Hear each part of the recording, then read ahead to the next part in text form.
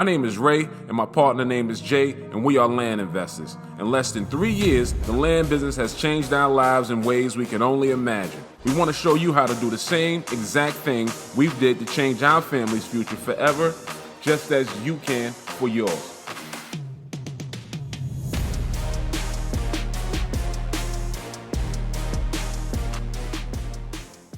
Welcome to Land and Legacy. My name is Jay. My name is Ray. And we are the Acre Boys. Now today we just want to touch a subject, what we call heir property. We get a lot of questions about this and just want to clear up a couple of things. Now, the prime definition of heir property, a lot of times when these landowners get our offers, a lot of time they give us a call back and say, you know what, we've been paying taxes on the property for the past 3 or 4 years, and they think that they own the property. What happens in a situation like that, just because they're paying taxes on the property, does not mean that they own the property. A lot of times, it wasn't transferred to the kids in the way it was supposed to be done, which would mean that property would have to go to probate in order to get that title cleaned up, to get that moved over to them legally. So we run into that scenario a lot as far as heirs. And another thing to add to heirs as well is that sometimes it's 5, 10, 15, 20 heirs. The issue with heir property is, and sometimes you can get it done, but the issue with heir property is primarily this. It is hard to get 10 or 15 or 20 people to agree on one thing. It's very, very difficult to do that because those people, whoever were the heirs on that particular property, they would have to go ahead and agree and chop the money up. And a lot of times, people, for whatever reason, think they deserve more or whatever the case may be. Unless everyone is in agreement, it's just not going to happen. Yeah, from my experience with dealing with heir property, if there's more than 2 people that needs to sign, I would absolutely run away from that deal. The likelihood of getting more than 2 people on the same page and to agree with the same terms and the same profit margins on any deal is going to be extremely hard. It could be a deal that's going to take a long time to get done.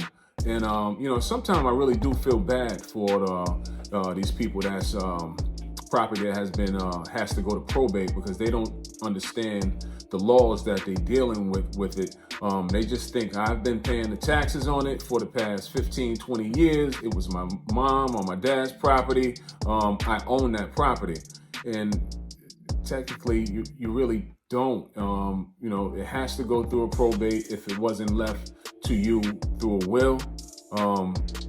Or if there was like no family trust put in place before your parent died, you really don't own it. So they don't know. They really think that they're in ownership of that property. And technically, as long as they keep it within their family and pay the taxes, no one probably is going to come along and take it away from them because the taxes are being paid. So they won't lose it to taxes. But if they ever go to look to sell that property or, even if they look to build something on that property, they're going to find out that they're not legally able to do what they want to do with that property. So it's a tough scenario. But for us as being land investors and guys that look to flip land, we absolutely stay away from property like that. Yeah, and as far as the process is concerned, because what would happen if they try to sell it, whoever's buying the property, they're going to pull a title report. And the title report is not going to see them in the chain of title. So there'll be a break in the chain of title. So without that will, or wherever it may be showing inside of that chain of title, there'll be no way to convey that property over to themselves. Like he said, it's a long, drawn out process. It takes a long time to complete the probate.